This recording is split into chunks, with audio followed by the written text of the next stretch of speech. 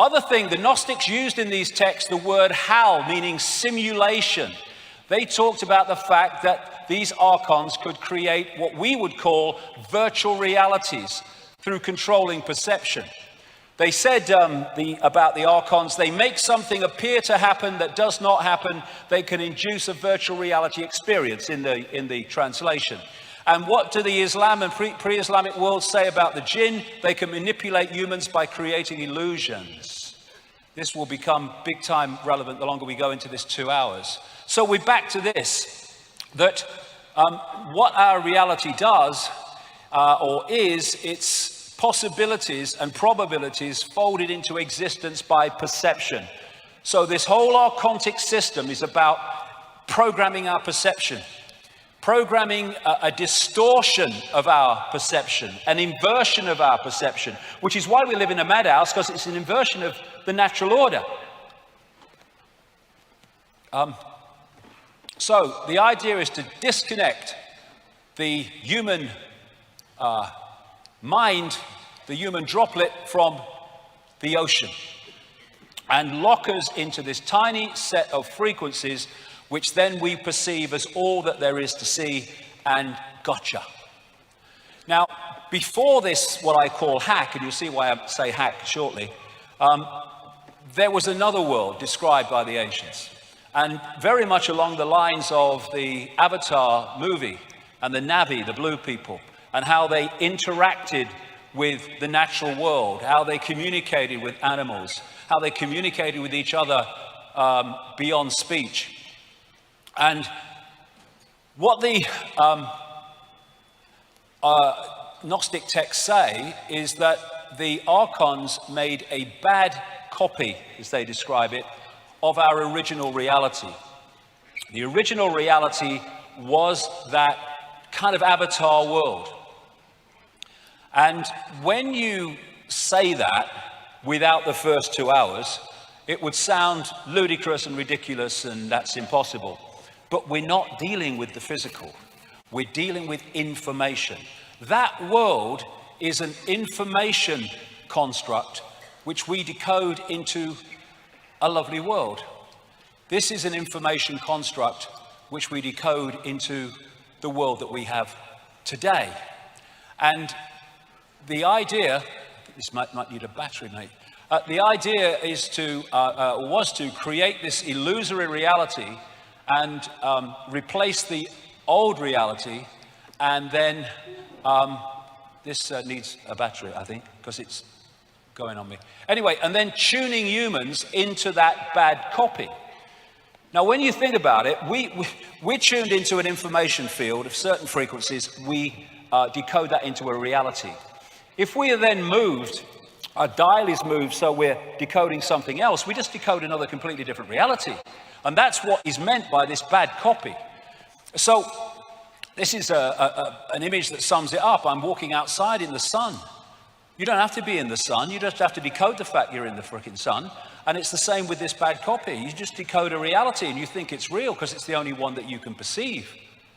So you can decode a reality of the avatar kind, and then you are fed a different information source, tuned into it, ways that I'll come to, and then you decode a different reality, what I call the archontic reality. And this, I would strongly suggest, is the fake reality that we have been decoding through what we call known human history, modern human history, and further, that we think is just a natural world. It ain't. If you can create a virtual reality simulation, then you can create an alternative to it as well, which is what the bad copy is. And you're tuned to it through something called entrainment. Entrainment is the process by which, if you have 3 violins and they're all plucked to the same note, therefore they are the dominant frequency, put another violin in there, either plucked to another note or not plucked to any note, and it will start vibrating in sympathy with them, because they're the dominant frequency. And if you can create a dominant frequency, then you can start to entrain the human decoding system into that frequency, and suddenly you're decoding a completely different reality. And once that happens, they gotcha. If you don't realize that's what's happened, because to you, well, this is how it is, mate. This is the world, isn't it? Well, what world is it? That's my question.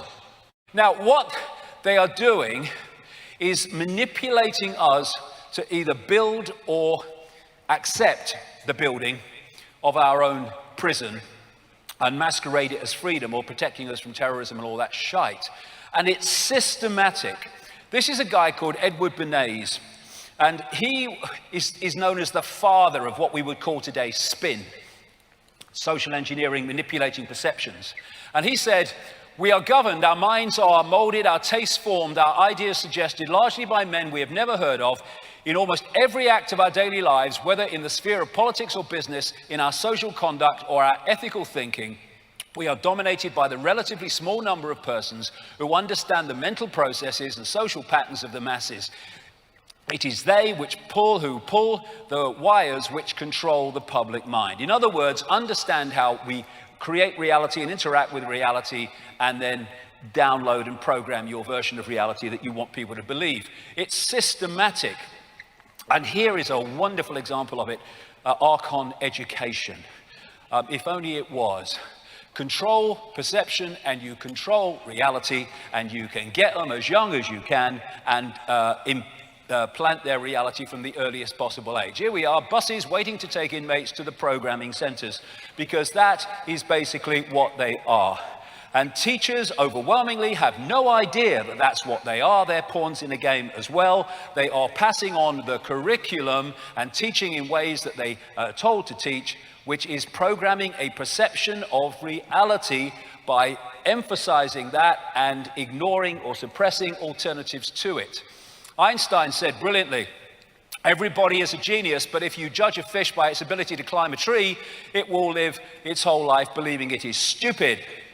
What schools, what education should be in a natural order world is not how do we get children to be what we want them to be, but how do we get the best and the potential out of every child in their unique sense and unique self. That's what education should be.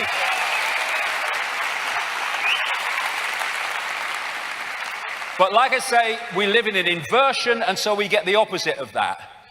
What we get is this. Have you noticed how they say, these politicians, about education, we must prepare children for the workplace.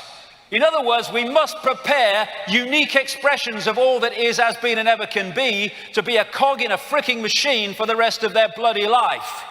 The system should fit us. We should not fit the system. So, J.D. Rockefeller, creator of the General Education Board in 1903, he said, I don't want a nation of thinkers, I want a nation of workers. Exactly. It's what the education system's about. It's a sausage machine programming system. And this study here, I won't go into it for time, but what this study showed is the longer that children are at school, there's a massive decline in creativity as children have become less emotionally expressive, less energetic, less talkative and verbally expressive, less humorous, less imaginative, less unconventional, less lively and passionate, less perceptive, less apt to connect seemingly irrelevant things, dots, less synthesizing, and less likely to see things from a different angle. It's a program. And this is what is taught to children at school.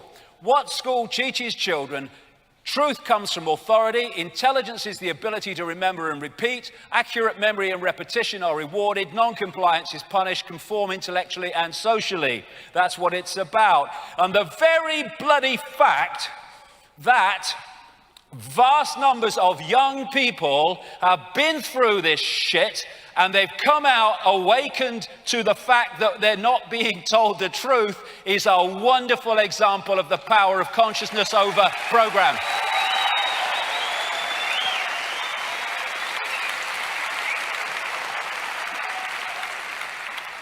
School's out. Ah, the 6-week holiday. I'm out of prison. They're prisons. They're prisons. You have a few years of out of prison when you're a little kid, and then you're in prison. Some bloody authority figures telling you when you can go for a pee. You see that thing the other day in America? They're saying that children can't go to the toilet during lesson time unless they have a doctor's note. These people are mad. And talking of mad, 2-year-olds should start school, shed Ofsted chief. What it should say is 2-year-olds should start school, says 2-year-old Ofsted chief. Bloody idiot. But what did Richard Day say to that doctors' convention in 1969? Schools will become the hub of the community. In other words, they will take more and more and more power from parents, which is exactly what's happening. Another thing he said, children will spend longer at school but learn less. That's the idea. State schools should offer 12-hour days to boost performance of poor students, says Department for Education. Preparing kids for the brave new world. And what they do is they lock people into the left side of the brain and they take them out of their individuality, their creativity, so they become cogs in the machine. For me, no child should go near school until the age of 6 or 7, and then school very, very different. They should play and they should let their imagination flow so their right brain is wide bloody open.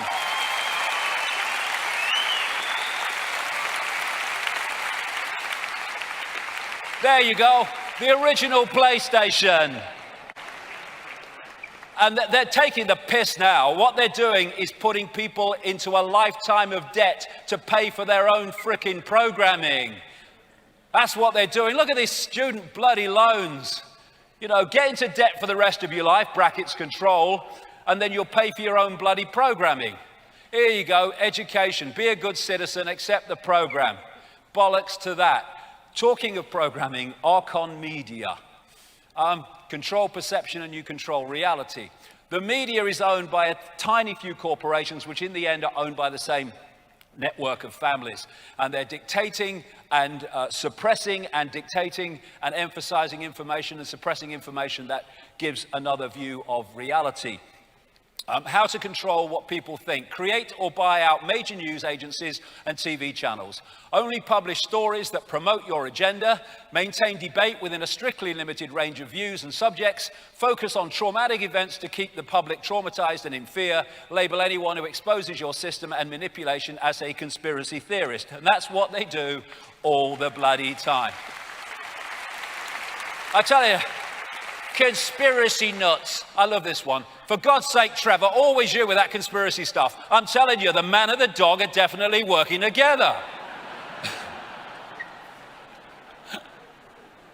And it just shows you how words, see what the media's doing, and most of them don't even realize they're bloody doing it, some do.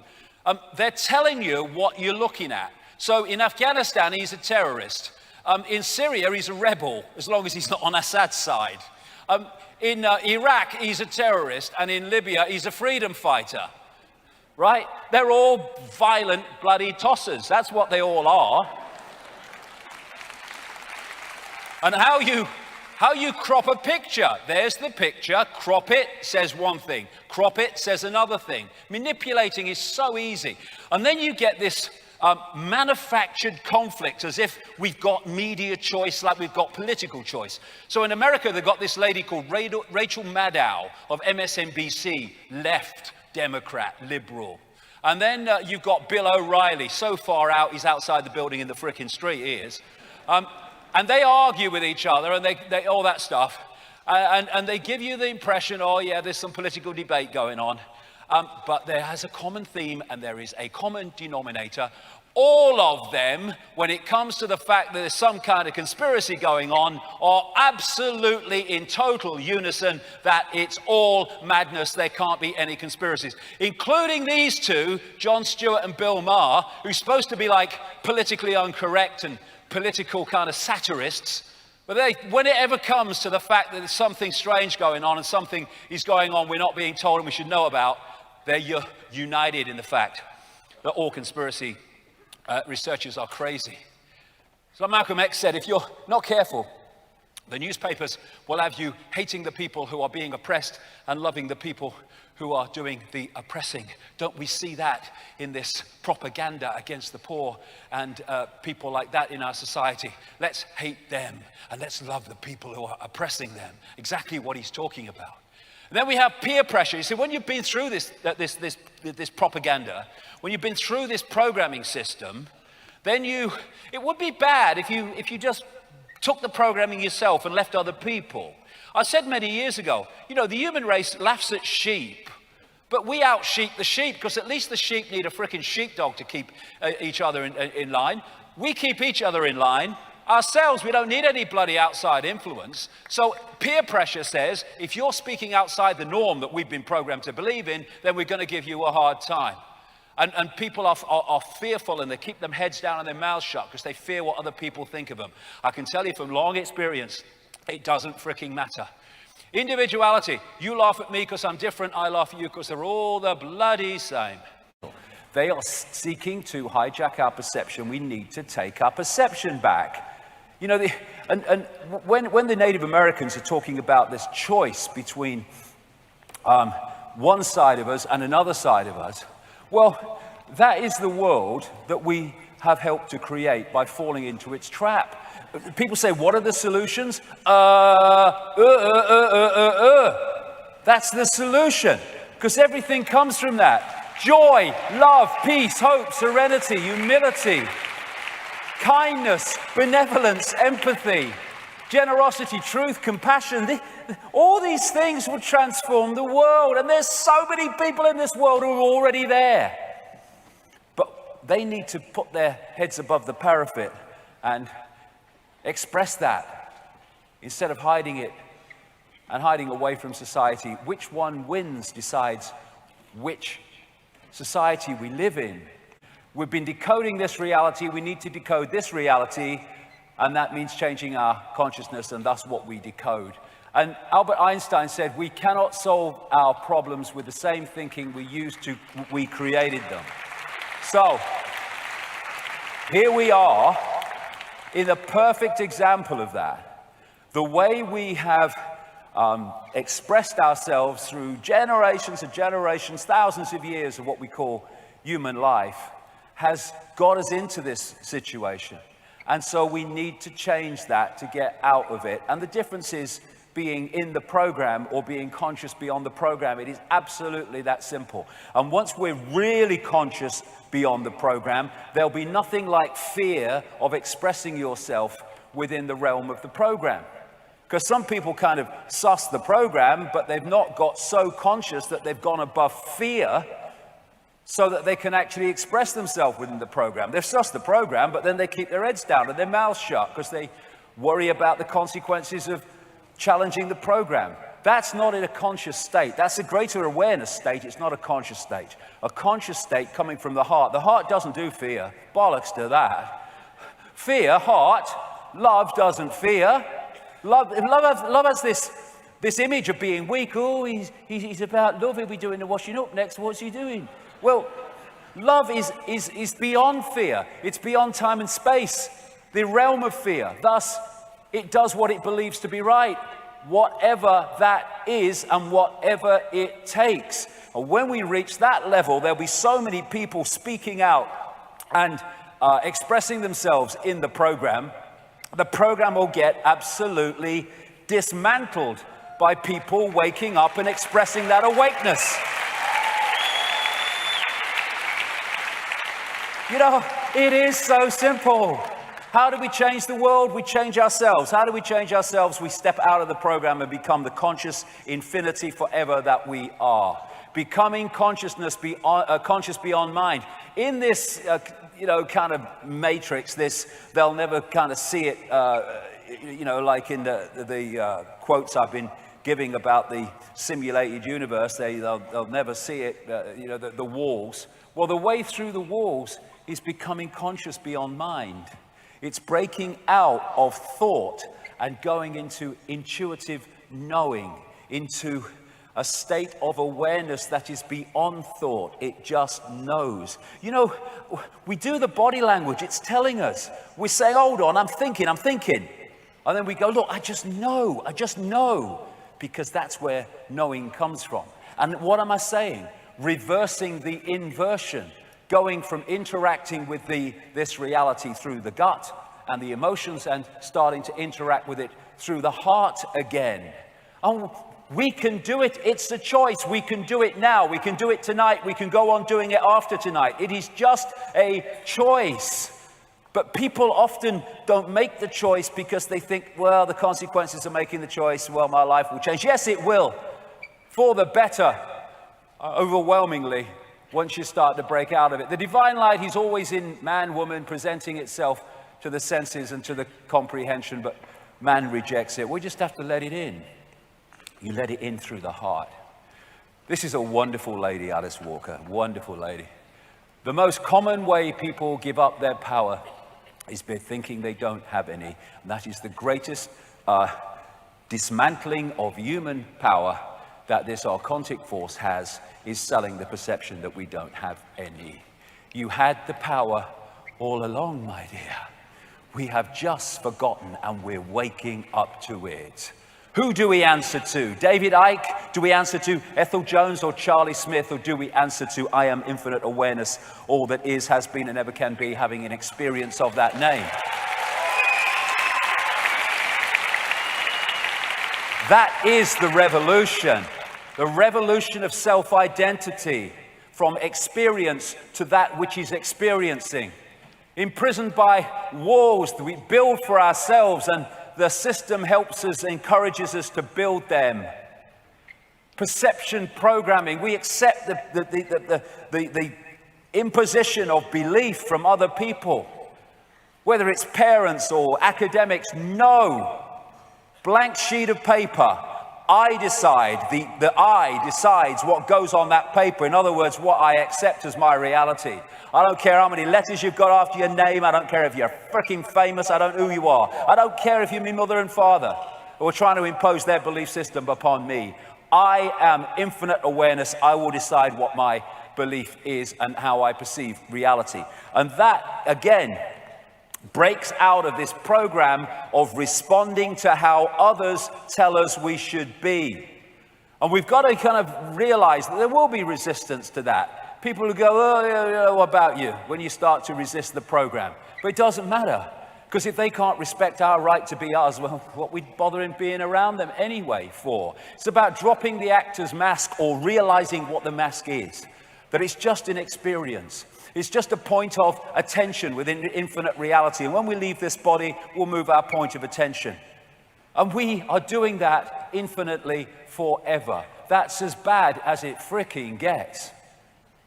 And if we go on accepting the program, go on accepting externally implanted beliefs, then we're just pawns in the program, pawns in the game, and we've given our power away. What are we doing as infinite reality? Having our belief systems externally imposed. We have infinite reality, infinite possibility, infinite potential to choose from and manifest. Why are we having people tell us what we are and what we should be?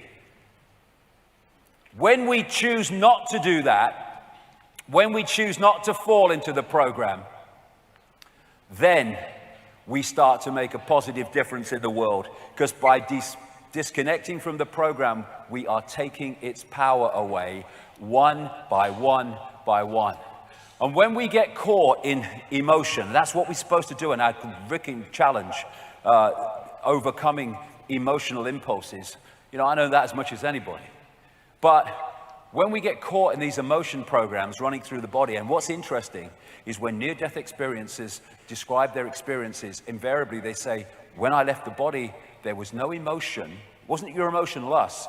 Human emotion wasn't there anymore. It's a program, or this low vibrational human response, because that's the energy that they wish to generate for reasons we've discussed, and thus they have put programs through the operating system which generate that energy. But infinite consciousness can overwhelm and overpower that if we come through the heart, because the heart doesn't do that kind of emotion, this does. And once we fall for the emotion trap, we're not in the now, Because when we worried about the future, we pulled into a future that actually doesn't exist. We're pulled into a place where we can't do anything. We are powerless because you can't change something that doesn't exist. And when we have regrets, emotional regrets about the past, we're pulled into the past that doesn't actually exist. We're pulled out of the now, which is the one moment where we can change everything. So pulling out of the regrets and the future, I mean, I am not what has happened to me. That is an experience that we have had to this point.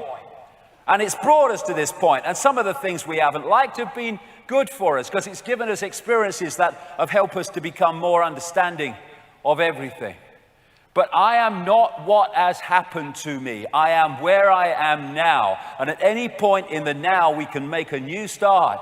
And whatever has happened in the past, however bad it was, however we regret it, however we don't like it, we can start anew now anytime we choose and build a different world, a different reality, a different human experience for ourselves.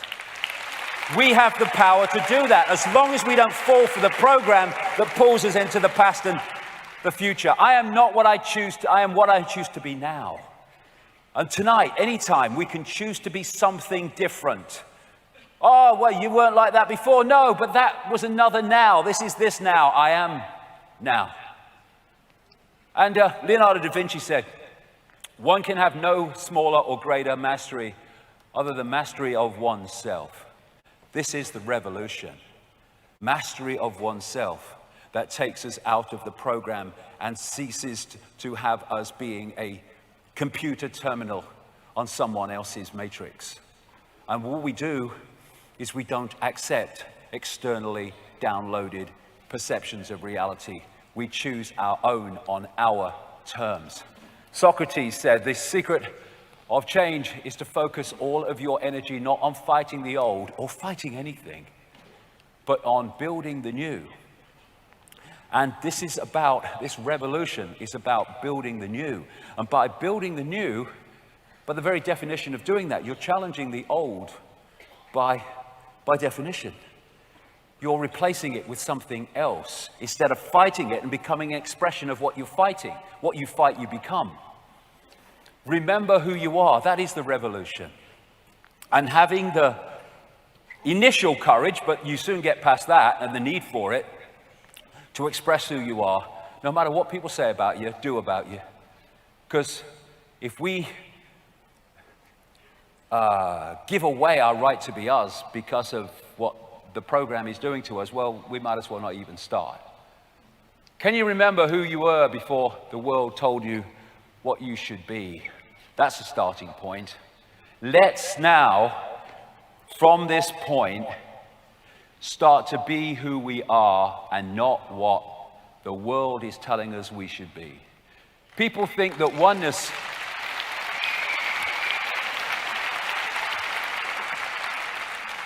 People think that what we call oneness is like everyone's the same. That's the opposite. Oneness is the oneness of all possibility. So to express the diversity and the differences and the uniqueness of infinite points of attention is to celebrate oneness, to celebrate being part of all possibility. The opposite of that is the system in which you do invariably turn out people just the same because they're operating on such a narrow band of possibility. Expressing your uniqueness and being aware of oneness is not a contradiction because it's an expression of each other. This near-death experiencer said, I detach myself from preconceived outcomes. That's a killer, that.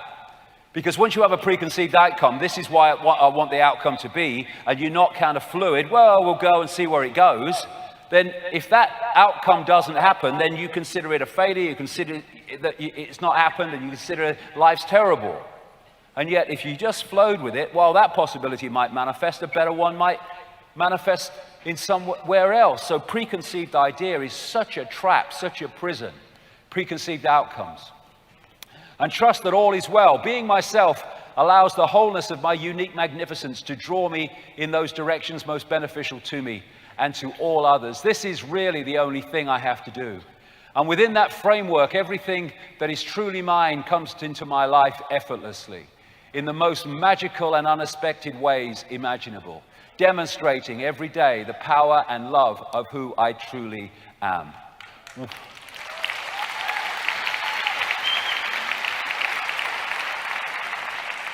One of the kind of experiences and the common themes through my life in the last 25 years, if it's easy and it flows, go with it. If there's blocks all over the place, go somewhere else. Because what that quote said, it's effortless once you get into the vibe, once you get into the flow of the self, instead of having the mind have preconceived outcomes, so you're pushing against doors that will never open, getting more and more frustrated, when if you went in with the heart and just flowed with it, amazing things would unfold. Life becomes an adventure. Remember who you are by forgetting what they told you to be. Look, we look through our lives, how many bloody people have told us what we should be, what we should think, what we should do, how we should respond. Enough of this stuff. We decide what happens in our lives. We decide what we believe.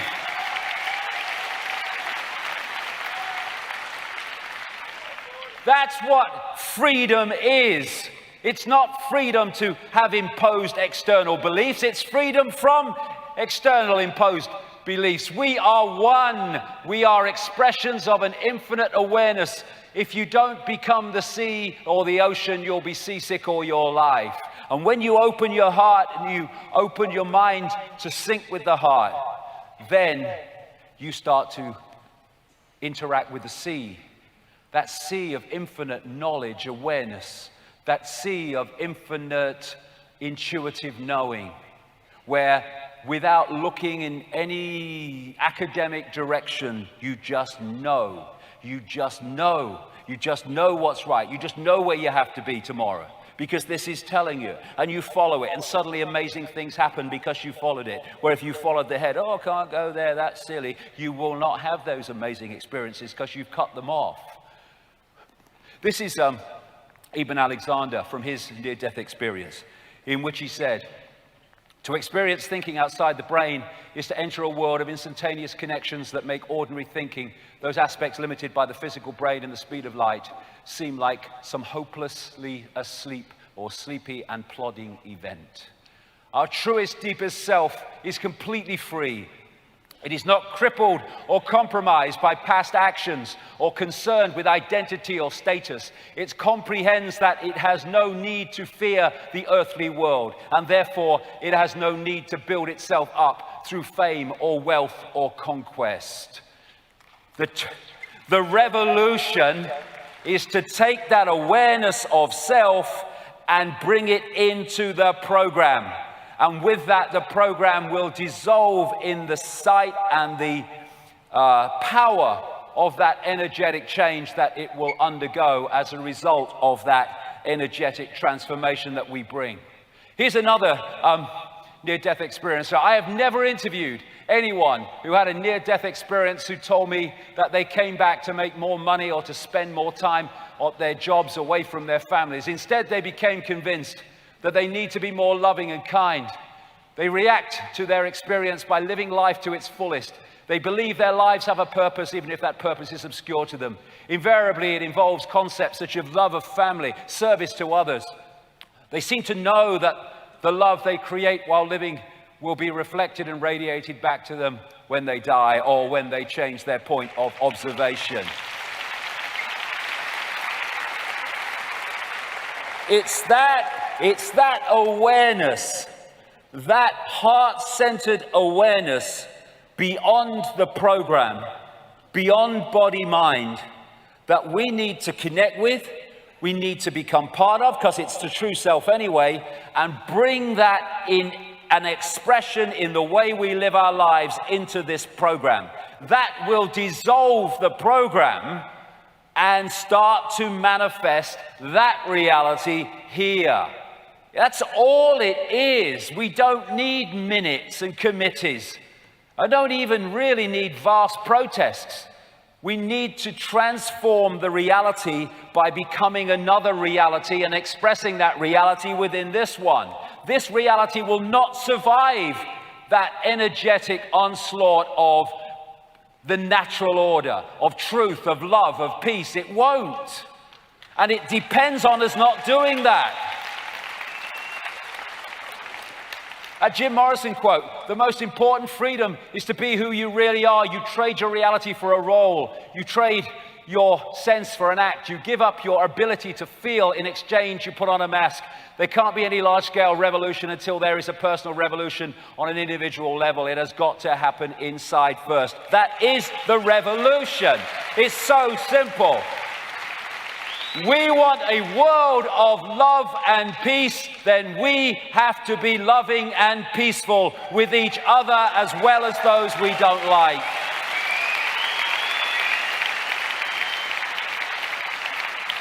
That's it. That's it.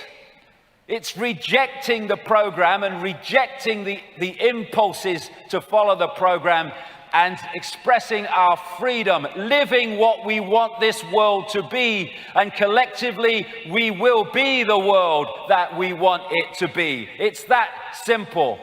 It's about, as this quote says, breaking down all the pretenses, all the lies that we've been fed, rejecting them, coming to our own conclusions through the heart. This great quote from Osho, the awakened man and woman.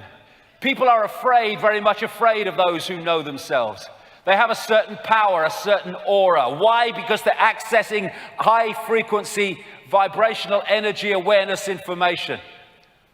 They have a certain power, a certain aura, a certain magnetism, a charisma that can take out alive young people from their traditional imprisonment. The awakened man or woman cannot be enslaved. That is the difficulty, and he cannot be imprisoned.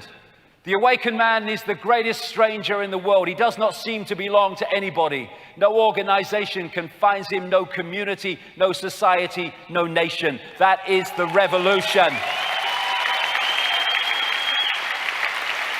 The revolution of freedom, of being our unique self without permission from anybody.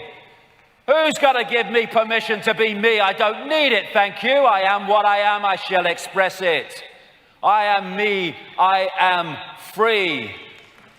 And this was, this lady, brilliant quote, you cannot stand fully in the truth of your being as long as you continue to demand acceptance, approval, and validation from people outside of yourself.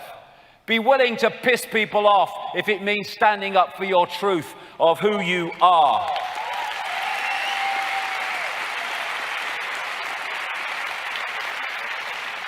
They told me 25 years ago, you're finished.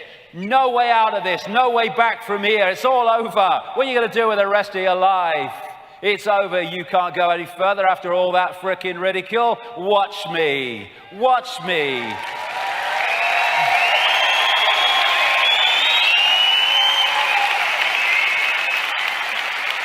That's the power we have.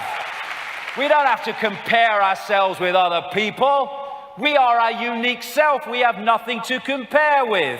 He's got more money. He's got that. He's more famous. Who gives a shit? I am my unique self. It doesn't matter. As long as I express my unique self, I am in my power. I don't need to be anyone else. I am me. I am unique. I am a unique point of attention within an infinite reality. We all are. But we forget that. As Jiddu Krishnamurti said, we are always comparing what we are with what we should be. We are what we are. Let's express what we are. Celebrate what we are. And then the uniqueness, the spontaneity of expressing uniqueness will break the program, which is about suppression of uniqueness and oppression and conformity. We are the revolution if we cease to conform with traditional, programmed, this is how you do it, reality. If you only stay in that area of expression where you are within the program, how can anything move forward? You're going round and round. All the great changes of society and changes of anything, the great visionaries, all of them have been ones that have walked out of the program and taking the shit for doing so. Because out of the program is the only way you're going to push on in terms of understanding what life is about, who we are, and where we're coming from. The greatest fear in the world is the opinions of others, and the moment you are unafraid of the crowd, you are no longer a sheep. You become a lion, and a great roar rises from your heart. The roar of freedom, of being you and not someone else's version of you.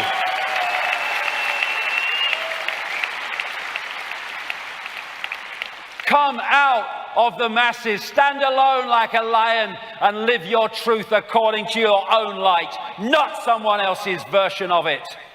Expressing our uniqueness is a revolution that will change everything, because the program depends on that not happening. It is better to live one day as a lion than 100 years as a sheep. What's the point?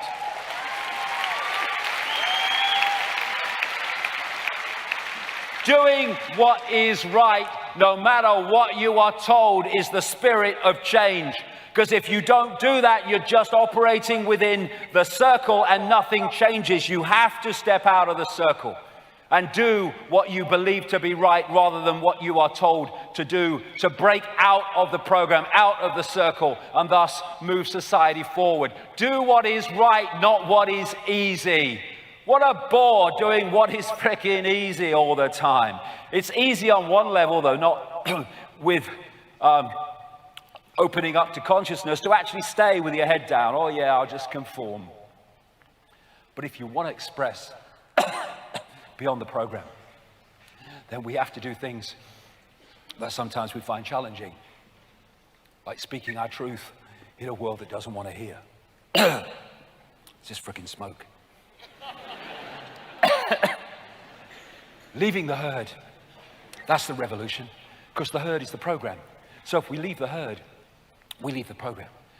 Oh, it's so simple, expressing our uniqueness. Do not go where the path may lead. Go instead where there is no path and leave a trail. That's how you change the world.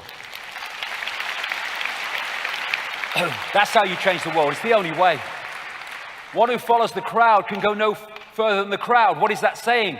One who follows the program can go no further than the program. And you stay in the matrix. Those who walk alone are likely to find themselves in places that no one has gone before. And it's those that have gone there and brought that back, brought that awareness back, that have, through what we call human history, changed everything. And the only things that have changed everything. The first step to change is decide that where you are is not an option, and then go for it. Go for it.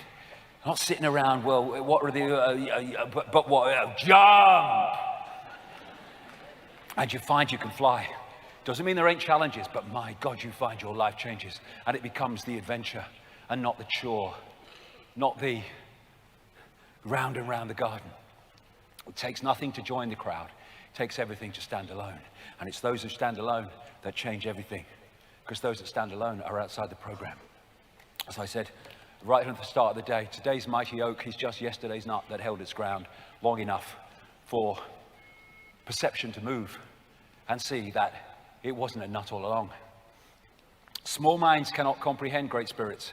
To be great, you have to be willing to be mocked, hated, and misunderstood. And you need to stay strong, because otherwise you get pulled back in the program.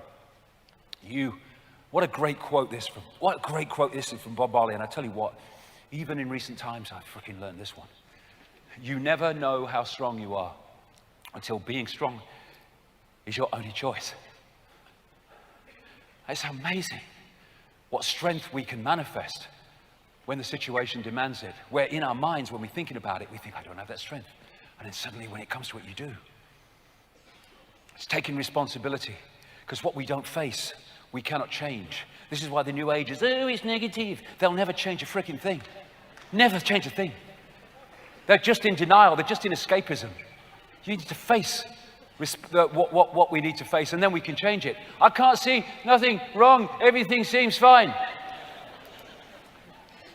Escapism. It's your road and it's yours alone. Others may walk it with you, but no one can walk it for you. We're all unique Destination is a choice. Give up, give in, or give it all you've got and refuse to give in. And we're entering we're in these challenging times where we need the power of the heart that won't give in, that won't take a step back because things are happening that make it fearful. This doesn't do fear. The heart is the ultimate power. It won't stand back. It will stand up to what it believes to be right, no matter what the situation is. And that's what we need. Persistence. This great quote here. Now that we've exhausted all possibilities, let's get frickin' started. Persistence. If you have the power of the heart and the persistence of keeping with the power of the heart, no matter what we face, we can change anything. Together, we can change everything. The person who said it can't be done should not interrupt the person doing it. People say, there's nothing you can do about this conspiracy. The conspiracy depends on us believing there's nothing we can do about the conspiracy. Bollocks to that. The conspiracy is coming down. It's in the process of coming down.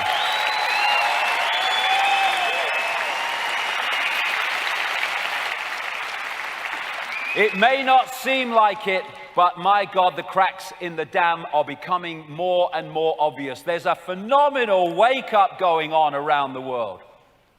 Leonardo da Vinci, it's long come to my attention that people of accomplishment rarely sat back and let things happen to them. They went out and happened to things. I've been impressed by the urgency of doing. Knowing is not enough. We must apply. Being willing is not enough. We must do. People say knowledge is power. It's not.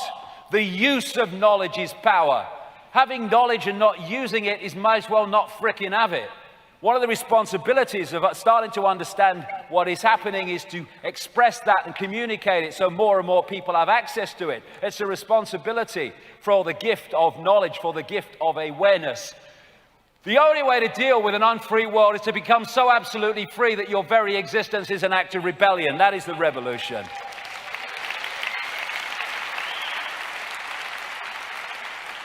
This is what I believe is going on. This is what I believe about reality. Hey, you're bloody mad. This is what I believe. This is what I believe about reality. I just keep going. Keep communicating it. No matter what people say about you. They'll be saying something else tomorrow. A slave is one who waits for someone else to come and free him. How have we seen that through history? People under oppression waiting for someone else to come and do the business. We need to do the business together. And then, together, there'll be no more slavery. If we stop acting like slaves, there'll be no more slavery. Human race, get off your knees.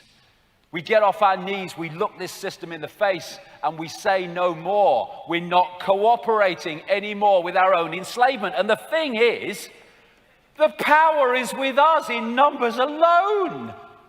We don't understand our true power. I mean, look, don't panic, organize. I think I see an answer to this. It's in front of our faces. This system is a house of cards, a row of dominoes, however you want to symbolize it. Push one down, all the buggers have gone. Divide and rule is there to stop us responding to this in unity by fighting among ourselves. I mean, if you've not seen it, it's worth watching on YouTube. This is a video called The Tiny Dot.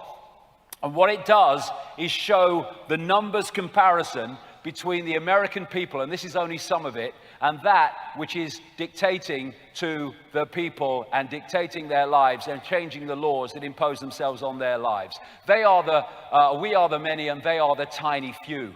And to stop us doing that, they have to divide and rule us. Look, 535 members of Congress dictating to 300 million people. What are we doing? And in fact, it's even less than that are actually doing the dictating. 650 MPs, 63 million people. What are we doing? And it's much less than that again, in fact, who are actually calling the shots. So what they have to do is divide and rule us. So we're fighting among ourselves, and therefore we don't focus ourselves together in unity on the common control system. So they play us off, religion against religion, politics against politics, income bracket against income bracket. And we need to understand that this conspiracy is not designed to enslave Jewish people, Muslim people, middle-class white people. conservatives, Labour, Republican, Democrat, whatever. It is designed to enslave all of us that are not in the 0.1%.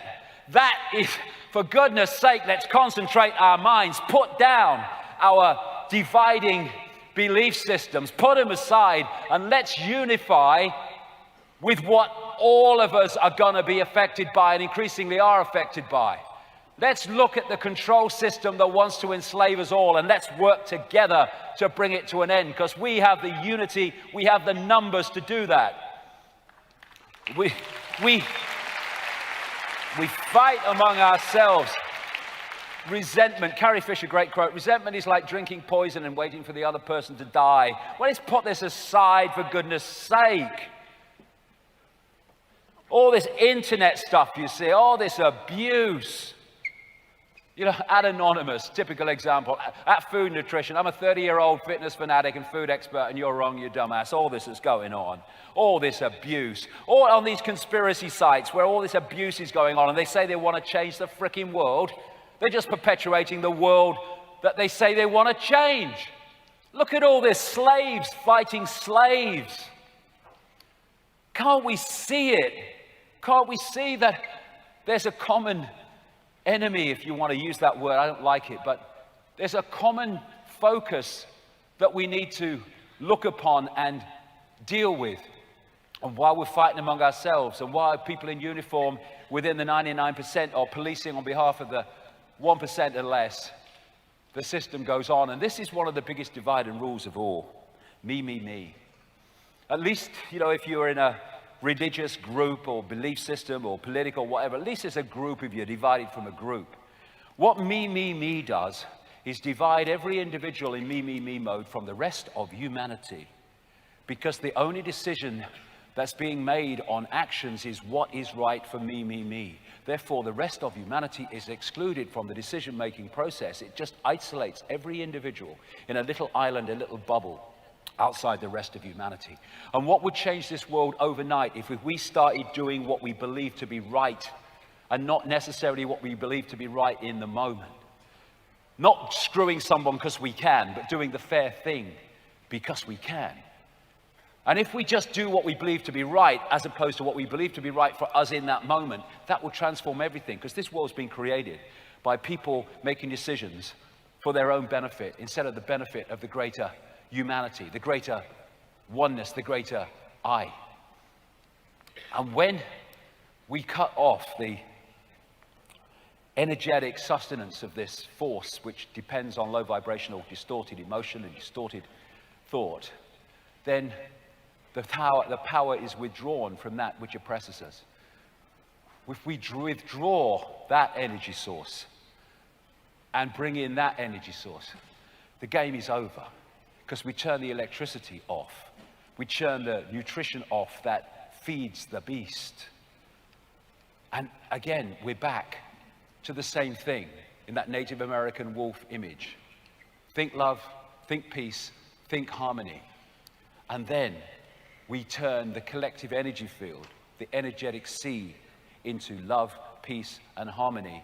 And the world is not what it used to be. Kindness, it doesn't cost a thing. Sprinkle that shit everywhere.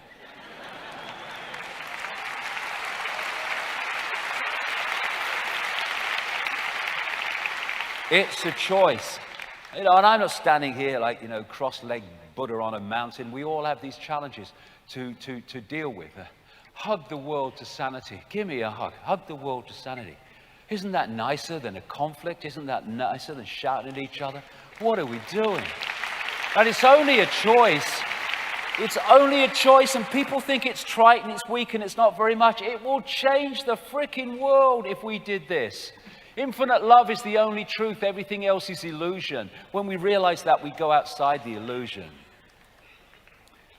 And I've been talking for years about the truth vibrations, right back in the early 90s, when I was told through a series of different psychics in different parts of the world at that time, the early 90s, that there was an energetic change coming that was going to act like a spiritual alarm clock. It was going to wake people up from the slumber, wake people up from the unconscious states that we have been manipulated into. And in 1990, when I started out and I heard that, there was no evidence at all that that was the case. Now, the evidence is massive. Well, I walked a lonely journey and there weren't many people on it, but now the number of people awakening, the number of people out of the mainstream that are awakening to things they would have rejected by reflex action is fantastic now. The truth vibrations are starting to tease open the programmed mind to perceive reality in its true sense and perceive self in its true sense. And like anything, momentum builds more momentum, but builds more momentum.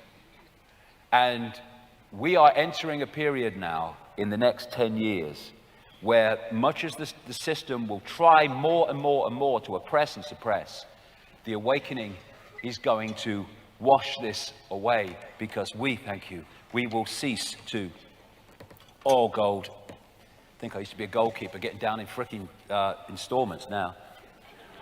Oh, I've got the sweat in my eyes. Thank you ever so much. That's ever so kind. You see, that's the kindness. And this truth vibrational transformation is happening. What I was told 25 years ago is the more awake will be affected first, and then more people and more people and more people, and eventually people who were solid gold asleep at that time would be influenced by it. It's happening, and it's exponential. So this is a wonderful, wonderful time to be alive, to see this transformation happen. There will be times when we think it won't be. There are times when we think the system and the program is too powerful, but it won't be. We are going to bring this system to an end by changing who we are and therefore changing the nature of where we are. 'Twas always so. Darkness cannot drive out darkness, only light can do that. Hate cannot drive out hate, only love can do that. Martin Luther King. And therefore stockpiling weapons and fighting the Illuminati is just joining in the very conflict that feeds the beast. We need to love this world into a state of love. There is no other way of doing it. And what is love? People think love is weak. It's not weak. It's the ultimate power. It will not walk backwards in the face of anything that it believes is right. And love is not always about lovey-dovey stuff. Love is also about putting yourself on the line, speaking your truth, standing up against oppression, standing up against all the shit that comes your way, because you believe that what you're doing is right and serving the greater good. That's also love, even though you might lose your temper here and there. The reason you're doing it is because of love, because you want this world so badly to be what it can be.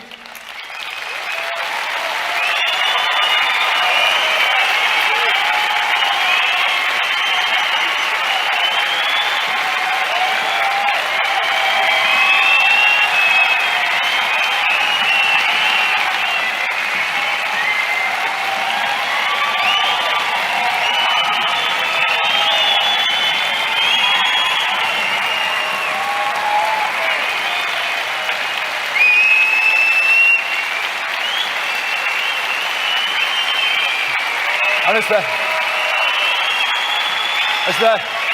as the man said, I've been to the top of the mountain and I've seen the promised land. I may not get there with you. I'll fricking get there with you. I'll get there fricking with you. I'm not going until this change, this transformation is over. I've invested too much of my life in this.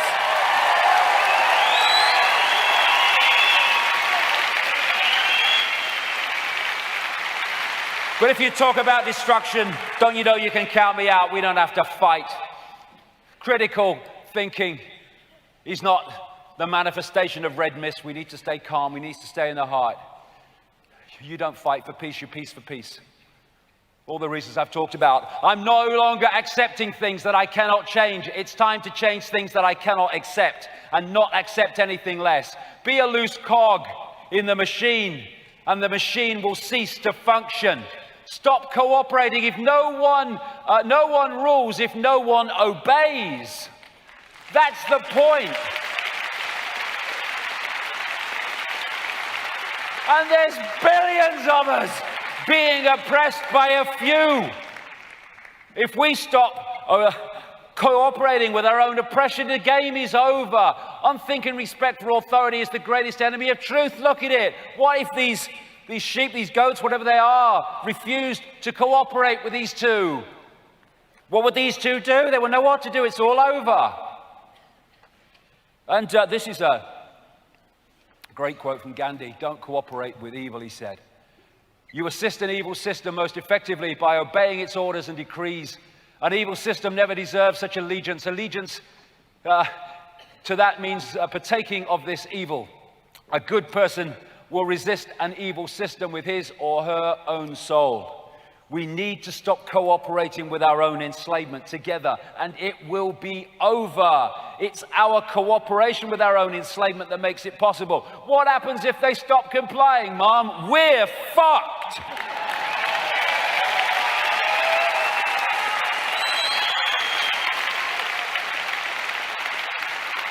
If they didn't comply, they're fucked. Stop complying, start defying. There will be no change. There is no change through the political system. We're not going to change anything through the political system because its very structure is there to stop anything changing. We have to change it by not cooperating with the system. Nothing strengthens authority so much as silence. Freedom or tyranny, that's the choice. Blue pill, red pill. And it is a choice, that's the wonder.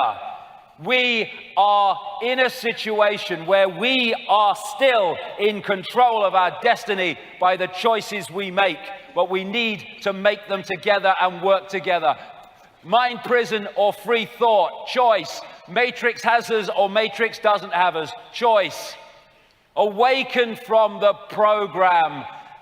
Open your mind to consciousness. Open your mind to all possibility. Open your heart to infinite forever. That, again, is the revolution, and this conspiracy and this fake matrix will not survive that revolution of perception, that revolution of energy, that revolution of frequency, that revolution of human society beyond the bounds of time and space. Open your heart. Open your heart. Make that the point that we interact with reality. Open your heart to beyond time and space, so intuitively we get the inspiration, the insight, the knowing that is there to be tapped beyond time and space. Not ahead of our time, beyond time. It's all there just waiting to be tapped into. Saying, come to me, come to me, come to me. People say, when's the cavalry coming? If the cavalry came, it would not be the cavalry because it would be in our frequency and thus in our perceptions. Thus, we have to open our heart to the cavalry, and the cavalry is us. It's not some guy in a spaceship. It is the greater self that we've become disconnected from. Rise of the truth vibrations, this vibrational information change. The heart tunes us into them. The heart starts the revolution, the adventure out of the program into true self. And we start to dance to a different drum. What a great line that is. Those who danced were thought to be quite insane by those who could not hear the music. More and more are starting to hear the music. Awaken, awaken, awaken. We now have a period of vibrational expansion coming up. If we can open our hearts and just tune with it and go with it. Lose yourself, girls, as my mate used to say in the 60s. Go for it, girl. Open your heart and just see where it takes, where the vibration takes, out of mind, out of program, into heart. Just flowing with the energy, the information, the awareness that this space is now pulsating with after the day that we've had. So let's dance to a different drum. Go for it.